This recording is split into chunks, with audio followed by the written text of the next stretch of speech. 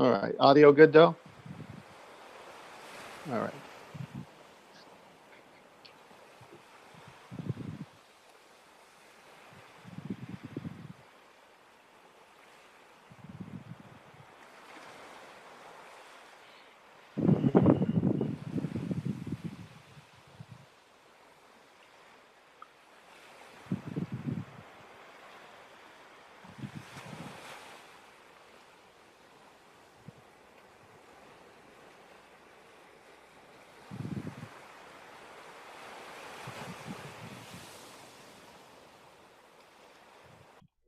Okay, we're live. I just want to say hi to anybody who's going to be joining, either through chat, and of course, you're always welcome to join the Zoom and the conversation by clicking on the link below in the description box. If you're watching through YouTube, if you're on Periscope, you'll have to go to YouTube or Vimm.tv or Steemit, and you can find the link there. Tonight it's just going to be an open topic where you could come on in and talk about any topic you want to talk about. I've got a actual guest here, 10th Man Rising, who was on Nathan Oakley's show. Was it 2 days ago? I believe so. Yeah. Thursday, I think. Thursday, yeah. Yep. And so 2 days ago. And so, I mean, I don't know much about your background, so that might be a good start. If you want Fire to away. go ahead, introduce yourself, I guess. All right. California. I go by 10th Man Rising. I got that name from World War Z, the movie. I love that part of the movie where Brad Pitt, one of the characters, was talking to the guy in Israel and asked him how he knew the zombie crisis was about to happen. And he told a story of how they had this 10th man rule.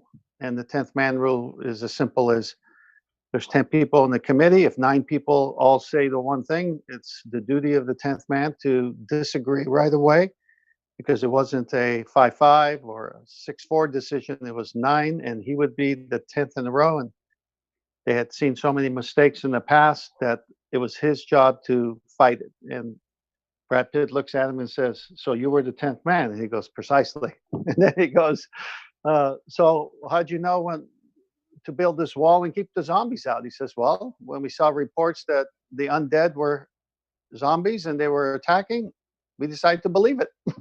It's pretty simple. Yeah. So that's how I got the name. That's good. And it was towards the last quarter of 2016 that I ran smack into flat Earth topic. I was researching WikiLeaks on the DNC leaks and the death or the thing of Seth Rich, I believe, at the time, or one of the topics. I can't exactly remember. And then I saw 31 pictures of Antarctica on WikiLeaks. And it was kind of a, baiting thing, like, why is he putting 31 pictures of Antarctica? So I went to it, and it was just 31 pictures of Antarctica with nothing, no commentary, just beautiful pictures of ice and lagoons and lakes and stuff. And Was I there couldn't figure it out. was there a keyword that you used to find them? I've never searched WikiLeaks for Antarctica. I never thought about it. I mean, I wasn't against the entire globe Earth model until 3 months ago. So I mean, and the WikiLeaks stuff, of course, I looked since a long time ago, I guess, but I haven't really looked recently. No, it came across my screen when I was researching either Seth Rich, I can't remember, or the DNC email leaks. I think that's what I was researching. And it was right there in front of me. And because WikiLeaks was involved in the DNC leaks, it had this other little thing saying 31 pictures of Antarctica with a question mark or something. So I accidentally saw it. And so when I clicked on it, it was just pictures of Antarctica. And I'm trying to figure out what's the big deal. And that's when the next one next it said Antarctica and flat Earth. And I said, well, what is this connection? And that was it. Okay. It just, I saw it right away. I mean, there wasn't even the resistance. It was like, oh my gosh. It's like my whole life I knew something was wrong, and boom, here it is. I will have to look that up and see if I can find them. If you ever find them in WikiLeaks, please let me know. Like, send me I think links. all you got to do is type in 31 pictures Antarctica WikiLeaks, and it's going to take you. And if the post reads, I don't know, was it September, August of 2016? That's the same one I saw. It will say something like that. Okay. So someone had a like a forum post on it. No, it's YouTube. It was a YouTube channel. Oh, it was a YouTube channel. Ooh. Yeah, you can search YouTube. You'll get it. Okay. Yeah, We'll 31 definitely check that pictures. out. I mean, you do it now if you got your computer. Yeah, I'm doing that now. Cheers. So that was my start. And then I just delved into it, research, and I showed it to my wife. And I said, this is a big rabbit hole if it's true. And I'm going to try to disprove it.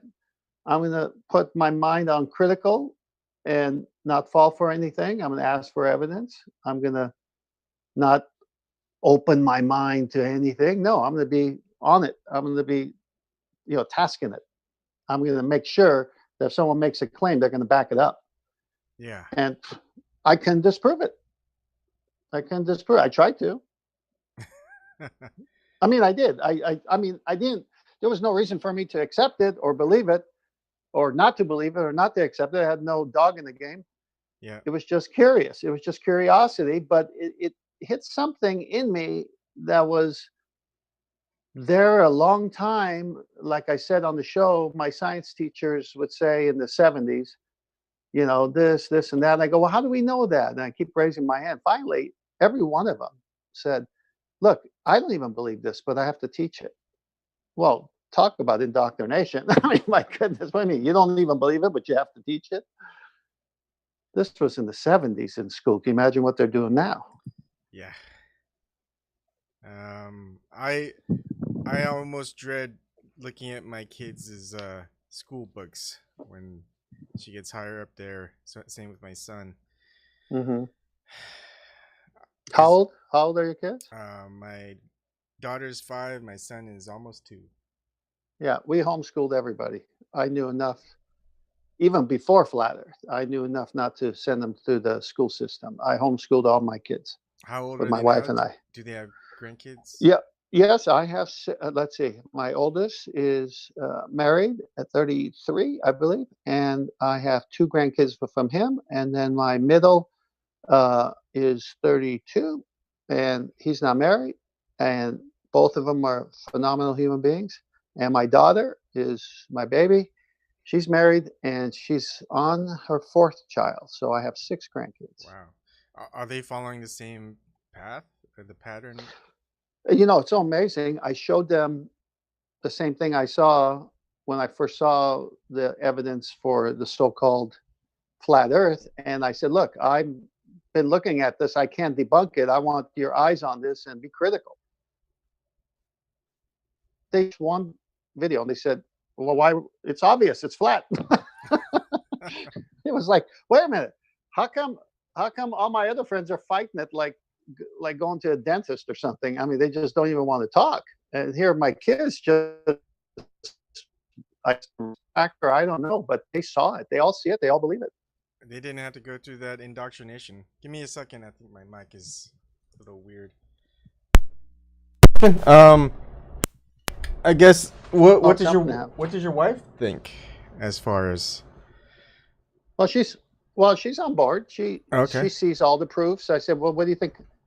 Again, we went at it critically. We didn't say, okay, I'm going to be open-minded. No, I say I'm not going to be open-minded. I'm going to check everything. I'm going to try to dissect everything. I'm going to go into it saying they're lying to me on purpose, that everything that these flat Earth people are showing is doctored up video. I went into it that way so that they would really have to prove it to get me on board. Mm-hmm. And again, after verifying sources with other sources that had nothing to do with the original source, then it was like, what do I know about all this before I saw it? How does that resonate with my knowledge that I know to be true? And I just had to go to the first chapter of Genesis in the Bible, and there it was. So I take it are you Christian or? Yes, I am a Christian. Okay. Were you a Christian before Flat Earth? Yes, I became a Christian, like I shared at Nathan's channel at age 14 and a half. Okay. Is there a specific denomination? $100 bill, $20 bill, is that good enough? No, no denomination for me. I think organized religion is part of the deception. Interesting. Had it make you relook at the Christianity in any way after you became a non-globe earther? No, actually, the Bible teaches flat Earth directly. It teaches what Nathan says all the time. You can't have gas pressure without a container. It's right there in Genesis. God put a container. So it says it right there. He put the sun and the moon and the stars inside the dome, the firmament. Yeah. It says it right there. So it's like, well, what book says that its author is God, who revealed to men to write what is written, proves gas pressure without a container by saying there is a container? It's right there in the Bible. So it validates it 100%. Do you ever run across other friends that are Christian and you talk to them about that? Yeah. Oh, they think I'm crazy. and so I respond to them. I said, well, it's in the Bible. And they said, no, you're on the psyop. They're signing up. I said, maybe you didn't hear me. I said, it's in the Bible. And then they don't want to go there. They're, their soul might be saved, but they got their head in the sand. They don't want to find out. They don't want to go down this rabbit hole. Yeah. What do you think it is that certain people just don't want to go down it? Same reason you and I don't want to do things. When people say to us, I remember many instances, there were things I didn't do because of conviction. Like I've never smoked pot.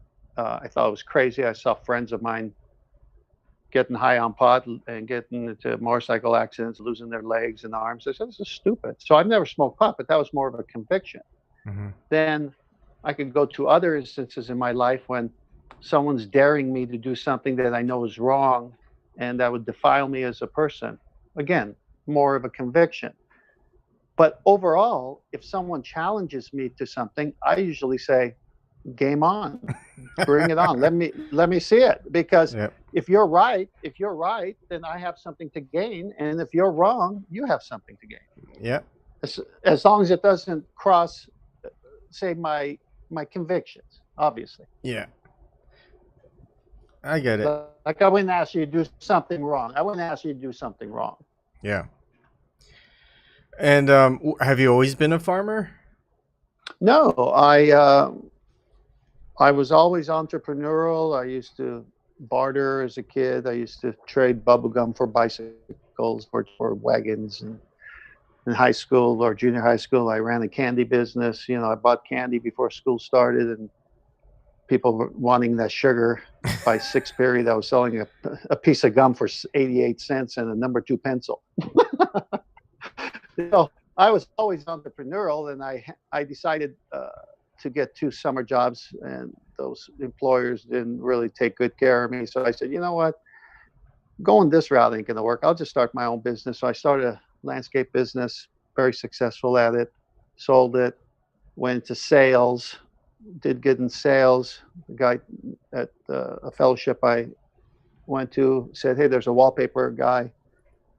He needs an assistant. So I became a wallpaper hanger, ran a business, did good at that, and into financial services opportunity, did that, sold it, retired at 40, played golf for 10 years, fished, traveled the world, parts of the world, not all the world, and then decided that I need to be self-sufficient. I need to get my own water, my own land, my own food, my own everything. I read what was in food. I read what was in my meat. So I eat my own cow beef, my own pork, my own everything. I raise all my beef. I eat all my vegetables.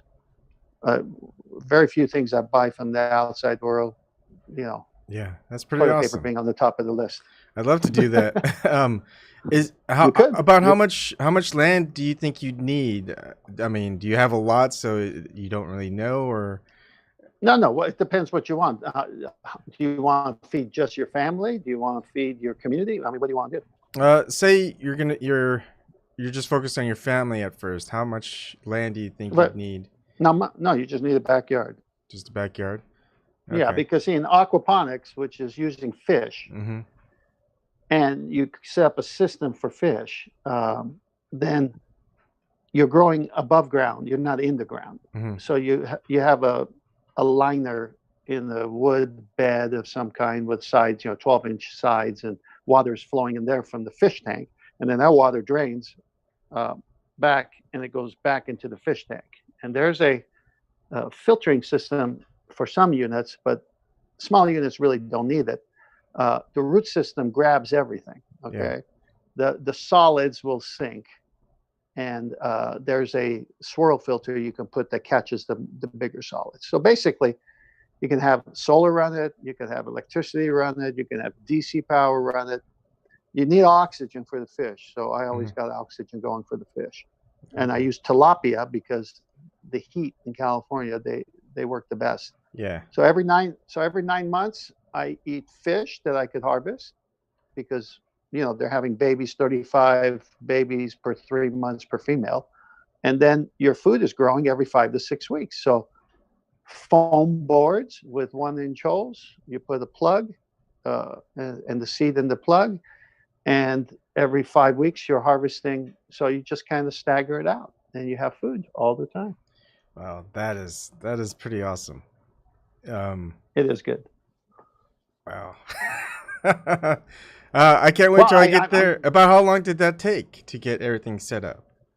You can go on YouTube right now and copy anybody's model, the one you like the most. It really is not that difficult. I've got a guy who has aquaponics consulting business, and I said to him, look, why don't you and I get together and design backyard systems for people who just don't want to put the time into it and just make them affordable. So we've got systems that we can put together for under $1,000 up to $3,000. And it could be for backyards. It could be for balconies in an apartment complex or condo where you don't have much room. You just got to take care of yourself and be able to feed yourself. Because, if you have a natural disaster, let alone some EMP attack on this country, as people fear, it doesn't matter. How are you going to sustain yourself and your family if the trucks ain't running, the trains ain't running, the storehouses can't get the food to the stores that are near you? You got to be able to have all that. Yeah. It might be a little bit easy because it's farm country here, but yeah, I get it. Like, we had the floods over here in the Midwest, and for a couple of days, a lot of the roads needed repair. Even the railroad tracks were the landmass underneath the tracks just washed away. So there's a lot of places we couldn't really drive to for a couple of days. But if it was really bad, like really bad flooding, yeah, we'd be in trouble for a couple months. Yep. And do you have a generator? Do you have enough gas? Do you have water? No. That's what we're starting to figure out, and I need to start working on my own to generate some revenue to build up on the house and everything like that. We do like to do everything ourselves. We bought this place. I mean, it was in the market for like $117,000, and we thought it was too much. And I said, it needs a lot of work. We could probably get it for about $90,000. But my wife was like, no, because we're not going to get the house if we go too low. And I go, okay, what do you think? She goes, 99,000. I was like, oh, we could. It'll go for 95,000 easily, or 92,000. And she's going, okay, we'll try 92,000. And they accepted the first offer. There you go. You got to ask. You can't be afraid to ask. Yeah. But the thing is, there is a lot of work to be done. Like, the water here is very, very hard. So I had to get a water softener. Are you on the well, or are you city water? City water. So I've got reverse osmosis 5-stage filter set up. And we drink from that. And there's like... go ahead. No, I was going to say, I would say I would never buy property without my own well, Yeah. because I got 98 gallons per minute well. It's a beautiful well. The pump is 400 feet of water, so there's a drought for a few years in California. The water table about 10, 15 feet. Okay, I got 385 feet of water still. So you got to have your own water source, because without water, you're doomed. And Yeah. this is how I think the elites will try to control people, is they're going to purposely stop food shipments and water and all that. And they're going to force you to go to certain places and all this. So it's like, someone says, what, you're a prepper? And I go, absolutely, I'm a prepper. Yeah. Absolutely. I think we might be getting it wrong. Like, because when I looked into geoengineering and chemtrails and stuff like that, a lot of people think that's a setup for either the UFO invasion, or that's there to poison us slowly with all the chemicals, aluminum, strontium, and was it barium? Barium, yep. But well, my beekeeper, you have to go to the industries that get affected by it. So if you go talk to a beekeeper, his queen bee has to be replaced every year. He's got to pay $35 to get a new queen bee, because all the pollen and the flowers, they have barium, and it just kills the queen. So it is doing something, and that's not good. Yeah, and my wife, she's gonna be getting into beekeeping, not this summer, but next summer. And we still got a lot of work to do, but we're hoping to get it all set up sometime next year. You know. No, I applaud you. Good job. That's the way to do it. Yeah, I mean, it's weird because I don't mind. I'm okay being alone, so being out in the middle of nowhere is fine. I'm kind of tired of the city life, and so I've lived in the cities all my life. So now I'm 40, and we moved here last year when I was about 39. I always worked for different companies, and made my way up the ladder. My last job was probably around $150,000 a year salary. And now I'm jobless, have nothing, and thinking of starting my own stuff. But being in a small town, it's definitely not going to be like it was. And I think, I don't need a lot. I think once we start being self-sustainable, it'll be easier. Well, no mortgage payment. If you can get rid of that as soon as possible, then it's just living expenses. And if you control what type of food you eat, if you grow your own food, you raise your own animals that you like, for meat, then, or if you just want fish, you can do that. Fishing is really just very easy. little. Yeah, fishing is really easy. What kind of fish? What kind of fish are out there? There's walleye, there's trout. In the summertime, pretty easy catch a lot of like bluegill and crappie. Sorry, and there's sauger around here where they stock. I've always been looking for some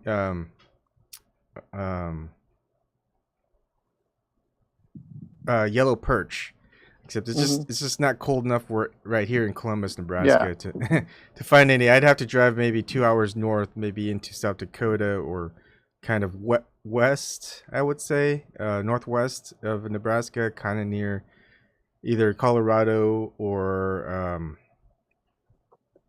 Wyoming.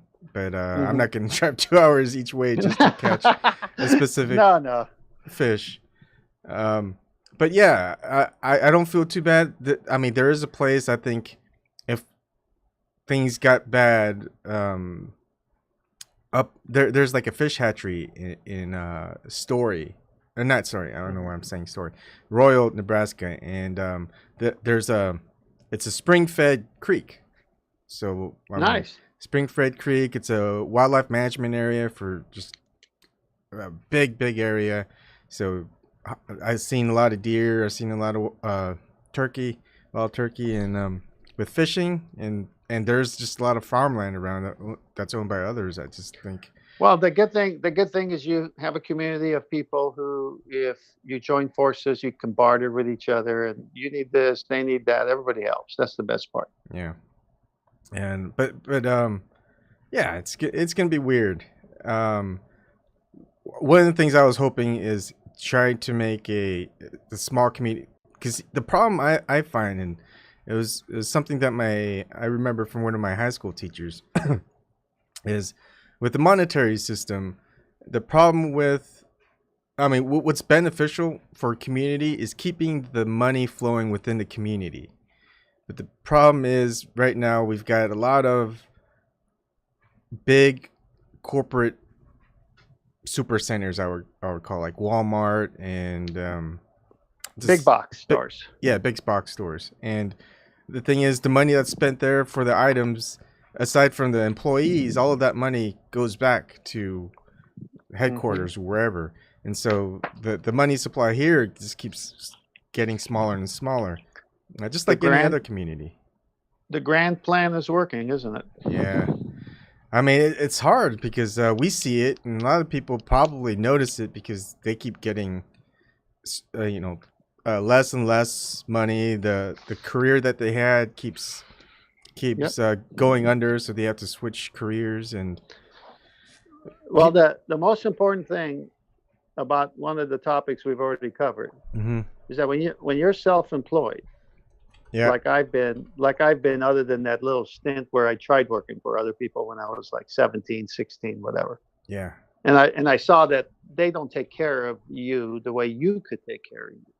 Yep. Well, I've always lived off commission. So when people say I need a salary or I need a guaranteed income, what's my contract? What's, how many years can you get? I say, you give me a guarantee, I'm losing. I don't want guarantees. I want to get what I do. I want to get equal or whatever's right for what I do. So if I want to go sell expensive homes and I'm in real estate, then I'm going to get a bigger commission. If I want to sell real estate in the more moderate housing area, I'll make a smaller commission. If I want to go into selling something that people need, I'll just stay busy because people need it. But it's like once you get to that place where you're self-sustaining and you can create your own by doing, you really don't feel like at any time, like right now, I don't have to work, but I'm doing farming because I live by a bunch of wineries here, and I know them. I know who they are, and they know me, and I see the kind of food that they serve, and I said, well, if I could grow better food, they'll buy from me. So without them even knowing it, I started my business. So now it's like, as soon as I'm ready, I'll just say, I'm 15 minutes away. I could bring it to you fresh. You got to go to the LA market. And how long has it been in the cooler? What are you paying for it? I mean, I don't see how I could not sell food. I've sold everything else. Yeah. Man, I think once you can grow things that nature provides, it's like you just get a surplus. And it's so easy to just keep going. I would like last year, as we moved here, we got our strawberries late, but this year we're gonna have tons of strawberries, and we're excited for that. Beautiful. Yeah. Love it. Love strawberries. So it's gonna be fun. We had different plans. Like one plan was, we'll fix this up, and we might find a place that's bigger, a little bit more out there. That's definitely a time where we can find our own well. Right now, I think there's restrictions or regulations within the city or the town, maybe the district. I'm not exactly sure, because I talked to someone about it that was. Well, you're fine, because all you got to do is just get enough water stored in your garage away from any sunlight, and it'll last you 2 years. Okay. Yeah. I mean, I figure I can filter a lot of water if I needed to, and just store it. I'm curious, because a lot of Christians are considered conservative as politically, and I'm pretty apolitical now, but I was always independent and non-affiliated. But you're talking about the DNC leaks and things like that. Were you more of a Democrat or liberal leaning? I grew up in a Democrat household and we saw Robert Kennedy gets shot at the Ambassador Hotel. Being immigrants to this country, the way it's set up, the lie, and it is a lie. They say that Democrats love the immigrants more than the Republicans. So I grew up in a Democrat household. I got to this country when I was 7. I didn't know a lick of English other than a few words: book and look and shut up. Those are the only words I knew. And that was fun. What's your background? I guess your ethnicity, if that's what we would call it. Yeah, nationality. Yeah, nationality. I'm Armenian, but I was Okay. born in the country of Iran because my dad's dad fled Armenia when the Turks massacred the Armenians in World War One. Okay. So lots of people fled. He happened to have fled. He had 45 members of his family killed. So he fled to Iran from Armenia to avoid the genocide, and then met his wife. And then my dad, of course, was born there in Iran, but he's Armenian, born in Iran. And then my dad got married, and then I was born there. And at 7, he knew we had to get out of there because he saw what we all see now. He saw it coming. Yeah. Because he would visit outside Tehran, which is the capital city. Mm-hmm. And in the outside of the city, there was a rebellion going on. And he said, this is going to eventually go to the city. I got to get my family out of here. So he brought us to the United States. We were sponsored. We came in legally. We took our oath 5 years later, became U.S. citizens. So the whole system is geared up to say that the Democrats love the immigrants more, but nothing could be further from the truth.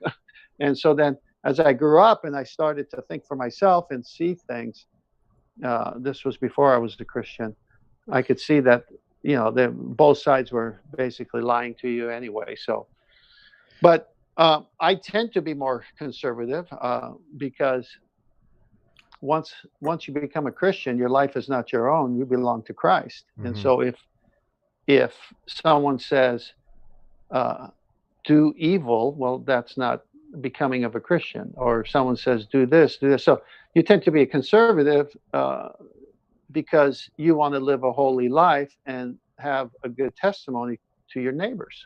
I mean, we're called to love our enemy.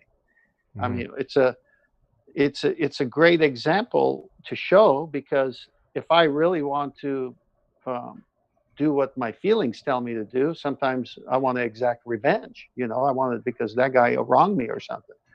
But being a Christian, I've got to go through the filter and say, okay, God, what do you want me to do here? Because I'm really mad. And then he says, what does my word tell you to do? And I look in the word and it says, forgive them. It says, God will do the judging when the day comes, but you forgive them. So a true Christian's not going to do what he or she wants to do naturally through the sensory devices of whatever. He's going to think about it first and say, is this what would bring honor to God? And then do it. That's the way I try to live. I'm not always successful, but that's the way I try. So are you still involved in politics? Am I guessing that you're probably a Bernie? I hate politics. I can't stand politics. I can't vote Democrats because they kill babies and they're proud of it, and I don't believe in that. So there's no way I could vote Democrat because they want to now kill babies after 9 months. So it's like I can't vote for that party no matter what. Mm-hmm. And then I look at what's left and they lie too. So it's like, you got to vote somebody. So you either don't vote, which is stupid because then it's a no vote, or you vote to the best candidate possible. Now, if both parties were killing babies, I wouldn't vote for either or. Okay. Yeah, I've gotten to the point where I'm not going to vote, and we're going to definitely differ on that. Well, that's okay. That's okay. Yeah. I mean, you're voting by not voting because you're saying I don't like the option, so I'm just not going to play this game. Yeah. So the people voting really will become just those that are, and that crowd decides what your future government is. Well, probably not my government. I'm starting to get to the point where I'm tapering off. I mean, the government that was created, United States Constitution, Bill of Rights, it was found on the basis that individuals have freedoms, and right now those freedoms aren't being upheld. So the government Oh, that's you're exactly right, and that's why we need a reset, don't we? yes, we do. We need people to rise up. 10th man rising, right? But I don't know about a reset. Is just resetting with the system, with the foundations that are in place, is just gonna reset to the current outcome. It just postpones it. No, reset means new wineskin for new wine. Oh, okay. So just I get it. Okay. You can't put new wine in an old wineskin; it'll burst. Yeah. I mean, we see a lot of similarities. Do you think this is where we all meet up at the flat Earth type of thing, or does it keep going somewhere? No, I think I have a lot of I have friends who aren't Christians, and we hang. I mean, I can't save anybody. God's the one who could save a soul for eternity, not me. I'm just one of the individuals who cried out to know Him. I think, like when someone says to me, "What do you think of? How's a person get to know God?" And I said, "Well, it's very simple. In your private room, your bedroom, wherever it's just you. Talk to Him, call out, say, if you're real, if you're the cause for all the effects I see, obviously, meaning creation and all that. I don't mean every effect, because then we got the devil who's the cause of some of other effects. Yeah. But in the general sense, when I prayed, I want to know the first mover. I want to know the causer of everything. I want to know you if you're there, because you have to come and break time and space to reveal yourself to me, because I can't find you in this world. And the people who say they represent you have lied to me for years. So you have to save me. And so I went that, I don't know how I knew this at 14 and a half, but that's the way I went to him. I mean, that was my inside feeling or belief when I prayed those prayers. And I was moved to tears at night, saying, what happens when I die? What's going to be, is there a heaven? Is there a hell? I just threw everything I had and I threw it up there. And I said, if you're real, save me. If you're not, then it won't matter. Yeah. And because my prayer was earnest and done in faith, He did save me 6 months later. And I'm 60, so 14 and a half to 60, I've been 100% totally committed to Christ, thanking Him every single day that He would save a sinner like me. And so when I share my testimony with people, they say, oh, that's a nice story. Okay. And some people say, wow, you think God will answer me if I pray? And I go, well, if you pray in faith, He will, because it says it's impossible to please Him without faith.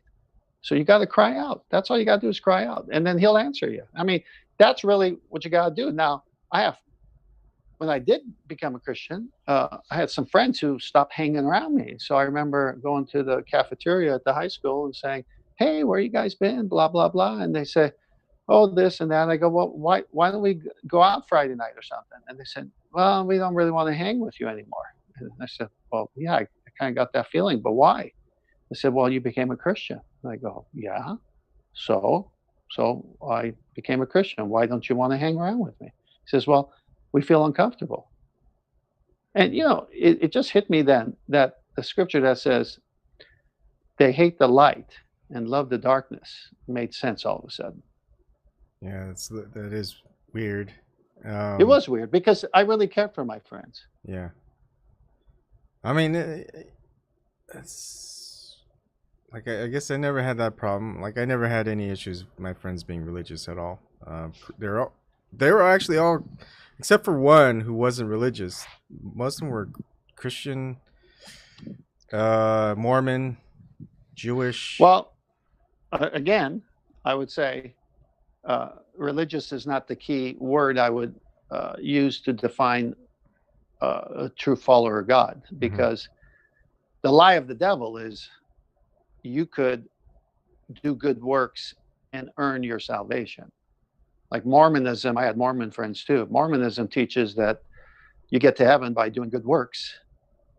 And you could even become a god, just like God, who is the God of this earth, by getting married in the temple and doing all the Mormon things. And it's like, wait a minute, that's not what the Bible teaches. That's a cult. There's only one God. He's not going to let you become a god. And you find out they think they're going to die and have their own world with their celestial wives and impregnate them and populate another earth. It's like, where'd you get that from? That's not from the Bible. Oh, that's from Joseph Smith and Brigham Young. Yeah, the two false prophets. So you just take every religion out there, whether it's Christian Science or Mormonism, Jehovah's Witness, and all these other ones, and even the so-called Christian faiths who are so liberal now, and they don't even teach repentance of sin. They just have a seeker-friendly message and fill up the pews and get the money from people. That's not God. That's not the Bible. I mean, what do you think when you see a lot of these denominations where they're asking for more money so they can have a private jet? And people are still phonies. They're phonies. It's obvious. I mean, they're charlatans. I mean, think of the greatest trick the devil did was to the hardest person to reach is someone who thinks they're going to heaven. Yeah, that's his greatest thing, because I'm religious. I'm this denomination. I'm that denomination. I go to church. I do this. I do that. And I go, well, you don't even know what salvation is. You're doing this thing that your church says, if you do this, this, and this, you get to heaven. Well, they're going to stand. Well, there's a story in the Bible, Matthew chapter 7, which these people are standing in front of Jesus, and they're saying, why are we being cast into the lake of fire? I mean, we are religious people. We did miracles in your name. We cast out demons. We did this. We did this. We did this. And Jesus looks at them and says, I never knew you. Which is a very interesting verse in the Bible, because you can be religious and think you're serving God, and then when you die, you find out that it was all false and the true God never knew you. Well, I didn't want that. I want the true God. I don't want to think I'm saved when I'm not saved. And I don't want to think that I could add anything to my salvation. Well, see, salvation happens to you, but never by you.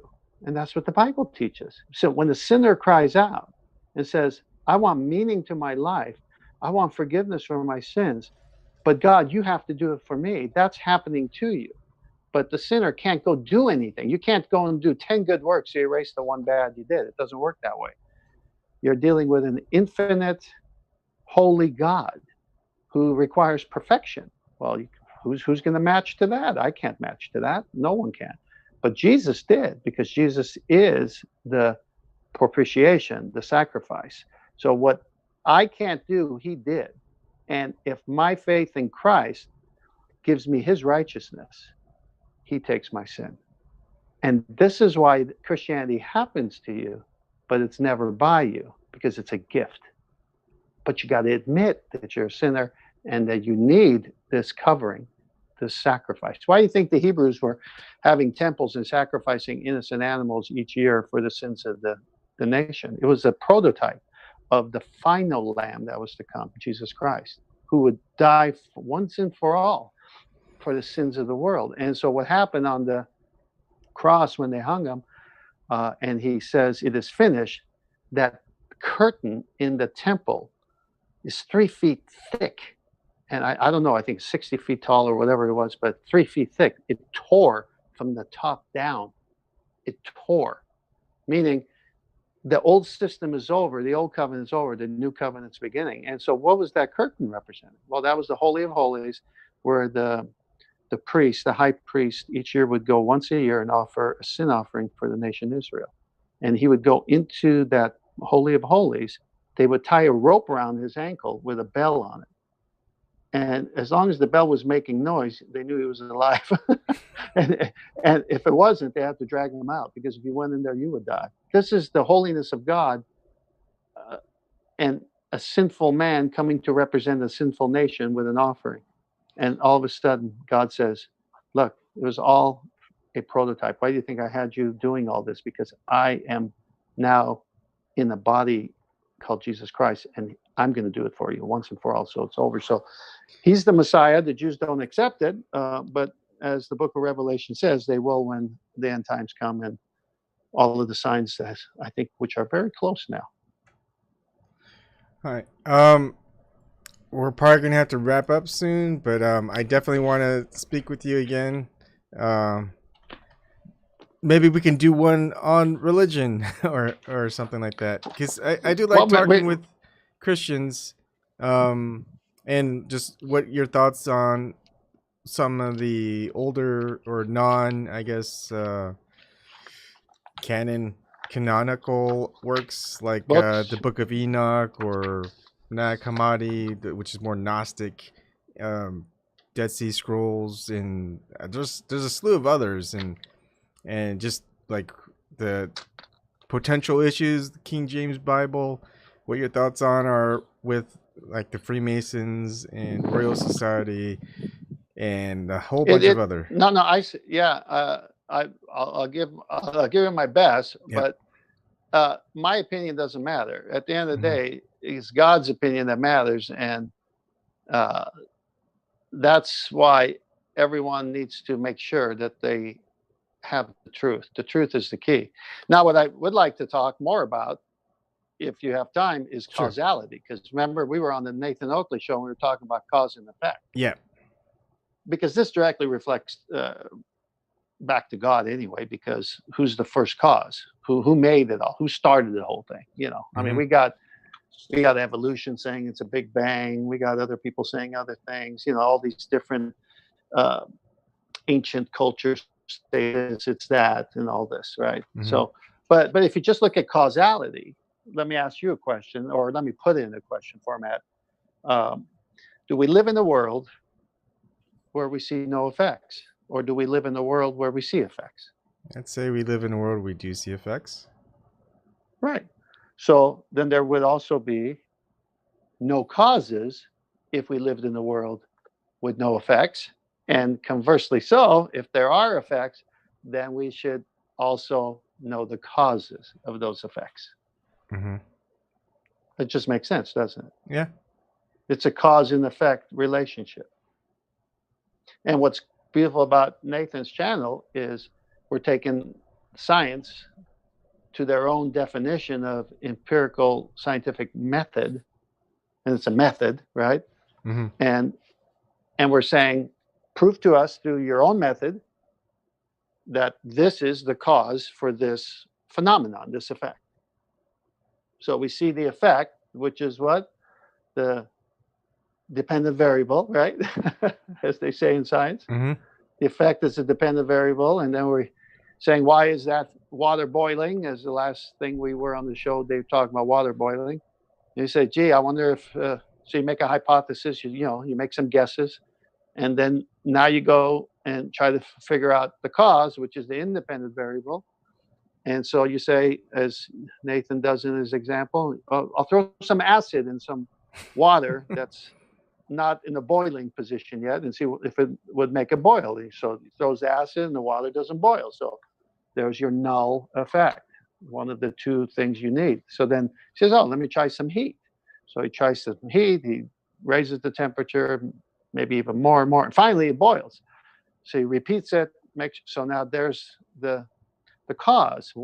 Heat makes water boil. So they figure out it's 212 degrees. They test it all the time at sea level. Now you go up in the mountain, you got to do it a little different. But it's still heat. The heat is the cause.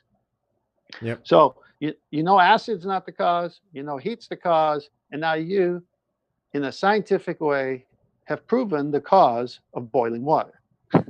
Right? Yep. So now we go back and say, okay, how did this whole thing start? Well, you can't apply the scientific method because you can't vary the independent variable. You can't go and vary God. You can't do it. Just like you can't do the earth or the sun or the stars in the sky because you can't control that either. So those things don't fall in the scientific method, but they are things that are created and we're able to see them and observe them and actually run our calendars by them and everything else. So the effect is there. So because it's an effect, there has to be a cause. Now, I may never know in a scientific way the cause, but there has to be a cause to an effect. We just agreed on that, right? Yep. Okay. So here's the deal. Let me see, I wrote it here because it's just so profound. I want to get it right. The only world which there are no effects and no causes would be a world where everything is self-existing. I'll say that again. This was really profound for me. Mm-hmm. The only world which there are no effects and no causes would be a world where everything is self-existing. I had to ponder on that because it hit me so good. And I said, wow, that makes a lot of sense. God is self-existing. He's not created. Because if he was created, then who created him, right? So God says he's always been. He's the Alpha and Omega, the first and the last, the beginning and the end. He's basically saying, I've always been. I'm self-existing. I don't need a maker. I am it. I am everything. Oh, okay. So you're self-existing. So everything you do is an effect. That's pretty powerful. Because the only way we can't have any effects or causes is if you and me were self-existing. we wouldn't need them. Yeah. Oh man, there's so much more I want to talk about. Well, I guess last thing. We'll do it again. I just wanted to share that with you because that cause and effect thing is so powerful. Because people say, well, how do you know God did it? I say, okay, well, let's not call him God. Let's just say what entity could do it. Mm-hmm. It would have to be a self-existing entity. Yeah, and because if it wasn't, then he'd be in effect. Yeah, I wonder just how much things like earlier today we had a 2-hour talk about God, the mysteries of the unknown, flat Earth, etc. And one of the things I talk about is certain languages, certain symbols. We don't know what it is. We have to be taught, and once we're taught, we can communicate that it's nothing happens. For example, say there's some book written in the 1700s, and it's written in English. We both speak and read English, I'm pretty sure, and if we didn't know English and we looked at the writings, it would just be meaningless to us. It wouldn't provoke thought. It wouldn't provoke feelings. It wouldn't do anything. And then but since we do, we open that book. We read through writings. We understand. We're receptive to what it's saying. But the thing is, during that entire transaction, nothing material is occurring. Nothing, as far as we know, electrically or metaphysically. It's because we're just seeing something and interpreting it. It's not doing anything. But I don't understand what you mean by that, because if I read a good poem or a good story, I get a good feeling out of it, and enough to want to copy it and send it to a friend. I know, but we get an effect, and it's caused by the writings because we understand it. We can interpret it. We can translate it. Correct. But in itself, the book isn't doing anything. The writings aren't doing anything. Well, they are. You're see again. You sound like Slick. You sound more like Slick with that statement than anything, because he doesn't believe in anything. No, he even said he doesn't believe. I don't believe either. But how can you not believe it? You're holding it in your hand. You're reading something, so you got to believe it's in your hand because it's there. Well, yes, but it's not actively. It's not like audiobook, where an audiobook elicits vibrations through the air where you're listening in, right? It's inactive. It's no. I see what you're saying, but an audiobook is easy. And reading is better because you're involved more. It's more sensory being used than just your eardrum. An audiobook, like I was on a tractor today, and I had my earbuds in listening to an audiobook. Yep. But it's not the same as if I sit down and read a book. I get more feedback when I'm sitting down and reading a book. Yeah, I know. What I'm trying to say is that there's nothing from the book. It's not. It's motionless. It doesn't do anything. There's nothing that can be measured from it. But when we see what we see and we understand it. But that's not true. You're measuring a lot from it. It's a medium. It's a source. It's a source of communication through that medium, and the medium is a book. Okay, we're gonna have to differ on this one, because that's why I brought up when someone who doesn't understand the symbols and the writings and the translations, it's not doing anything for him. Okay. No, let me see what you're saying. I think we missed one caveat here. Okay. Now, if you gave me a book written in Russian, and I don't understand Russian, I could say, can we get it translated in the language I could understand? Because this is doing nothing for me. Yeah. I agree with you there. Yeah, you don't. Yeah, I'm just saying it. When you're seeing it, it's not eliciting a response to you. You can't process it. But the thing is, that's because you don't. But that's because you don't know Russian. Yeah, I know. But I'm just saying, the book in itself, the writings, whatever it is, if it's just there, it's not interacting with anything. It's you could call it inert. It's inactive. But someone who approaches it, they're the active ones. All they have to do is look at it. It's nothing else, and they see it. It's not moving. But if they're able to translate it and understand what it's saying, it's big. There's so much knowledge gained from that, because it can spark a lot of thought processes and things like that. But still, the book in itself isn't doing anything at all. It's us doing it. No, because it's a piece of paper. It's a bunch of papers with a written code, a language, so to speak, that you understand how to decode. And it's inert, like you said. It's sitting there, but the minute you pick it up, it becomes alive. Well, the minute we understand it, it becomes alive.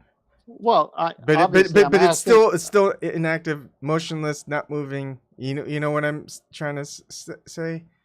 Well, obviously, if I picked up the Russian book, it wouldn't be alive because I can't read Russian. But if I pick up one in English and I can read English, then it becomes alive to me. And let's say you wrote a book in English. Let's just say you wrote a book in English and you mailed it to me.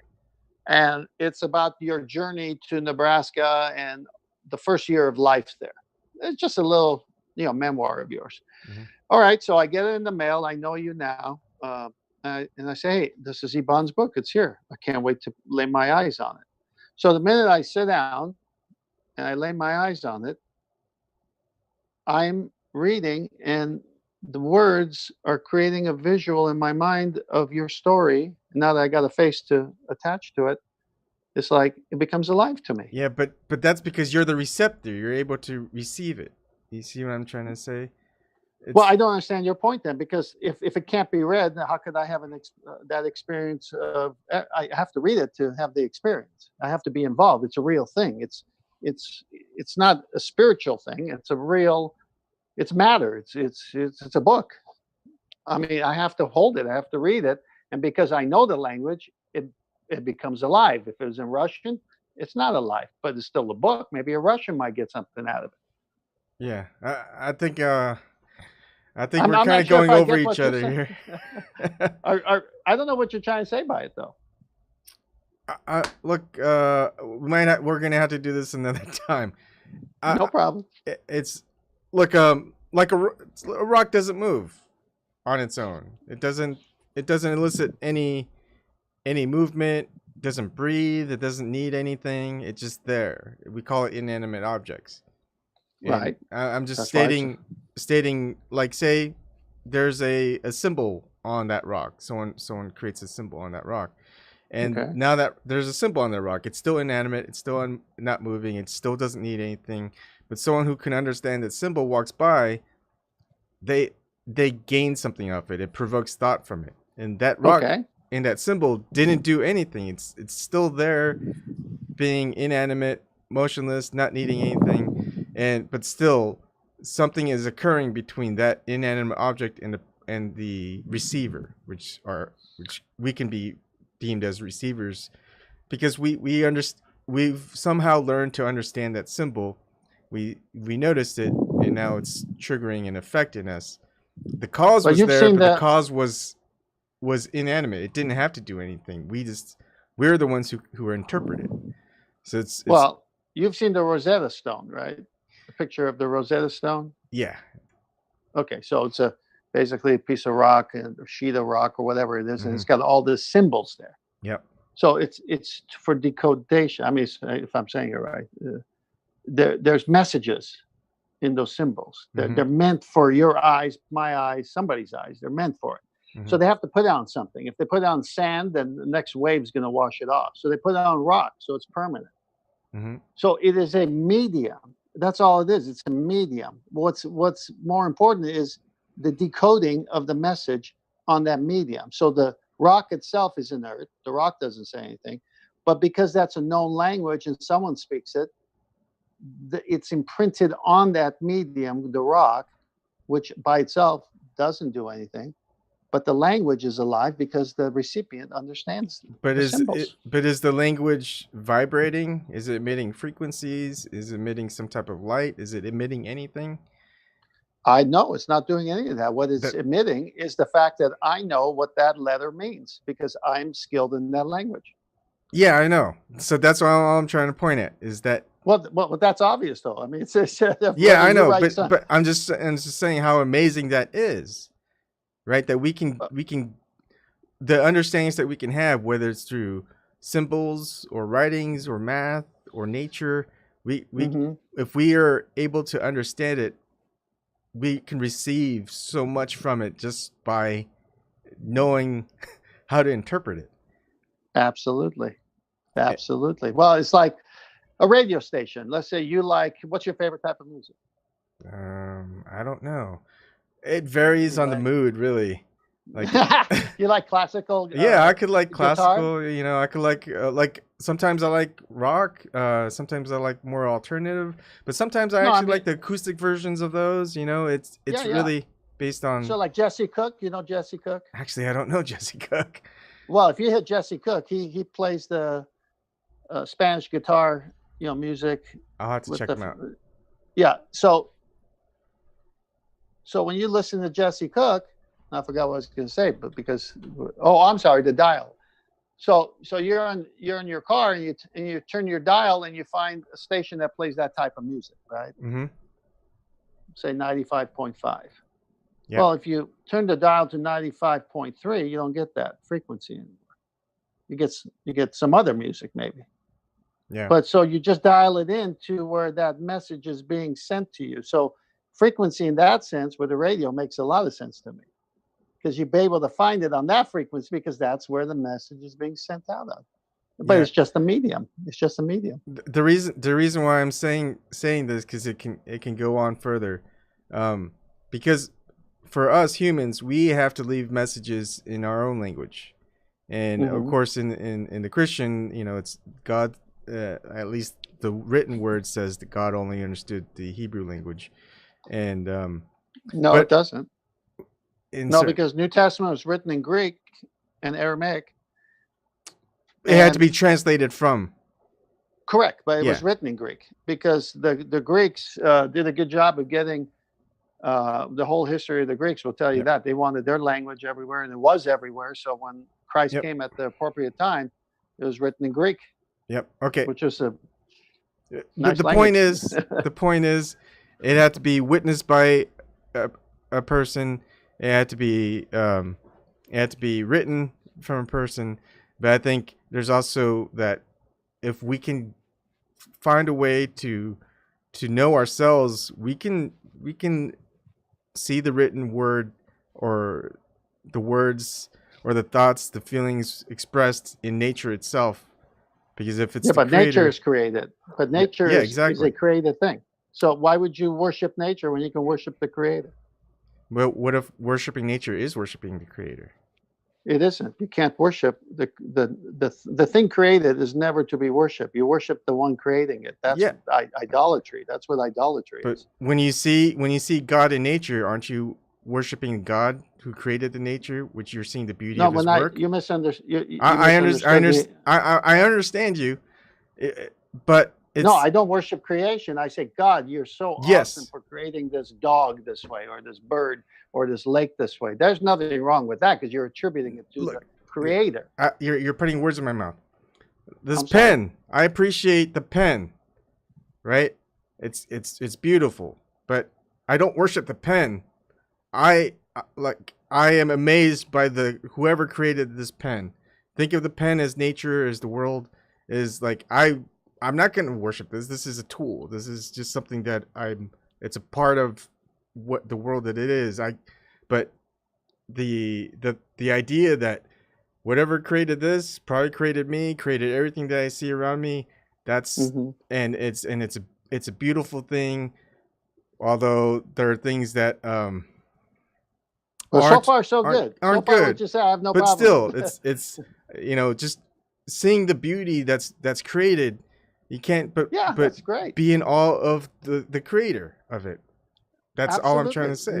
No, nothing wrong. It came out as something else. Maybe my fault of not understanding. No but problem. It came out as the creation could be worshipped. And I said, well, no. Why would you go for second best? You go for and then my thought is, okay, just like a piece of painting. You know how someone the author has the writing, or there's certain hidden messages within the painting. It's just like this. It's like if I can focus on this and see just the details that may have passed me by, but now I understand how to receive the workings of the creator, then I could see, hey, oh my goodness, this has something that the creator input into here, and I can understand. Well, the creator of the pen is a person God created who has the ingenuity and the brains that God gave him to create that pin. So yes, everything like that is appropriate. Yeah. So no, it's very appropriate. Yeah, it could be. Yeah. So anyways, I mean, you're doing your house. Once you're done with your house, you can look at it and people will come and say, you and your wife did this? You say, yeah, no problem. Wonderful. And yeah, they're like, wow, that's, yeah. Rather than just saying the house is, wow. It's like, I don't care who, they're going to be like, wow, that's your work. But, it's just, we definitely need to do another talk. But if you ever see me on, feel free to join me. Whether you gotta walk me through this. What do you mean when I see you on? I'm not savvy on this stuff. Oh, I mean, just like on Nathan Oakley, if you subscribe to my YouTube or any other channel that I live stream on, I live stream multiple platforms, and then just go ahead and join the Zoom. And all right, so if I go to my Hangouts where you are now, I don't usually do that in Hangouts. That's usually for Nathan Oakley. When I live stream, I'm not gonna have Hangouts or Skype on, just because it would just keep beeping for people and me, and just distract me. So okay, so how would I? Again, I don't know what. How would I know where you are if I don't know where you are? So if you go to YouTube, search for my name, Ebon Kim, you'll find it, and just subscribe and click the bell. So I did. I got your channel. Okay. So now what? So that's it. So okay, I know, but if I got your channel, then what do I do? Just go to it and hit that thing and see if you're live or not? Yeah, just go to it, and then in the description box, so you'll see the video, and then a description area, and then chat area. In the description area, it has the same link. So basically, you can actually just go to the email that I sent you, the Zoom link. That I don't think that's going to change. So you could go ahead and click on that and just participate in the talk. Okay. I talk about different subjects. Sometimes I'll do like this open topic and just talk about anything. But how often do you broadcast? It varies. Depends on where I'm at, what I'm doing, family time, wife time. Sure. But you don't have any set time. Yeah, and whatever I'm researching. But usually it's about this time or 2 hours earlier. Like we've been on for about an hour 10. But usually I try to start half an hour earlier than how I started today. But I was watching a movie with my wife, and so that's more important. Yeah, thanks. No problem. Hey, listen, I really enjoyed the conversation and would love to talk to you again. Same here. All right, thank you. I'll see you later. All right, God bless. You too. Bye. Bye-bye.